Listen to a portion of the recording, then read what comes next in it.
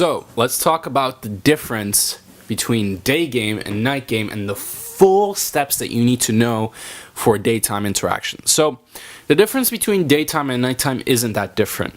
You still need to know the basics. You still need to be able to approach indirectly. You still need to follow the PA. For everything that's in the natural system, you need to follow. But the only difference between daytime and nighttime is you don't have to deal with as much bullshit.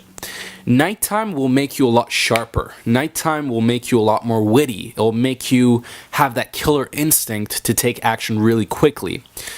And it'll build that skill up for you to be able to talk to girls, interact with them, and be very smooth while doing so. But daytime is where the real results come in. And I've noticed this for myself. People will tell me all the time, like, nighttime you can still get results. And it's very true.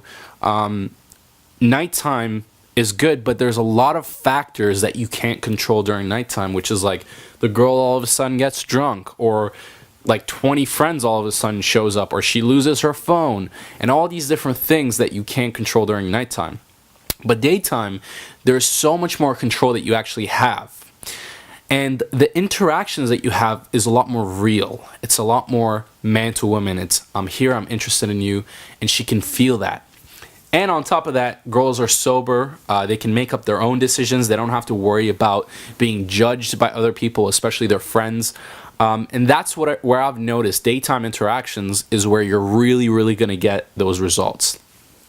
However, if you go out during the day and you're not really into dating girls, you're just going for those numbers, you're going to notice you're going to get a lot of flakes. And what flakes are is pretty much just girls who don't end up texting back, or they fall out, etc., etc. So your goal when you're going out during the day is to find girls that are not only emotionally available, but they're also free at that moment. And that's all you need. That's the only criteria for when you're going out during the day. And once you find this out, you can go grab a coffee with them, you could go on an adventure with them, you could go shopping with them, whatever it may be, to give them that sense of who you are, build more comfort, and you could see them that very same night or another day. So what I do step by step when I go out during the day, first off, you want to get yourself into a value-giving mode versus value-taking. And this is where a lot of people have trouble, because right away in the beginning of the day, when they go out, they're starting to look at the people around them. They're scanning their environment. They're going, how do I approach? How do I do this? How do I do that? And they're always got an agenda behind everything you're doing. So what I usually do when I first go out during the day is I start giving people compliments on the street, right? I start dancing on the street. I'll literally be having fun with my friends. And this puts me not only in a good mood, but it gives value. I'll literally go up to people, guy or girl, doesn't really matter, and I'll say, how's your day going? Cool, sorry, I don't mean to bother you, just wanted to see how you're doing. And I'll just give. And that's the most important thing when you're first starting the day. You need to get yourself into that value-giving mode. Once you start feeling good, once you start giving value, then you can start approaching girls. And again, the same process follows. You still have to go up indirectly to take that pressure off. Use statements of empathy, use statements of vulnerability. The only difference is during the daytime, you also have to tone your energy level down to the environment. So if the environment is really quiet, like let's say you're in a library, you can't go up and be like, hey, what's up? It's not going to work. You have to be very toned down. You have to tone your energy level to exactly your surroundings.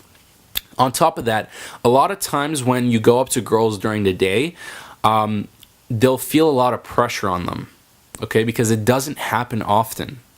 So don't mistake her not talking to you as she doesn't want you. I actually had a girl that I was dating for a while, and I've heard this from many girls who are my friends, girls who I've dated. And this girl told me, I had a guy come up to me today, and he was actually, I actually thought he was really cute and he was really cool, but I just didn't know what to say. Like every time he was talking, I just didn't know how to reply. So I was just quiet, and he left. So a lot of times when you're having these daytime interactions, the girl gets very nervous. And this is where statements of empathy come in. You have to say, sorry, I don't mean to bug you. If I'm bothering you, just let me know. I'm just having fun today. I'm enjoying myself.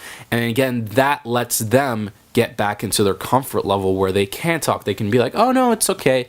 And it gets them to open up a little bit. So that's very, very important. You have to match your energy level to the environment. And on top of that, you have to use a lot more statements of empathy.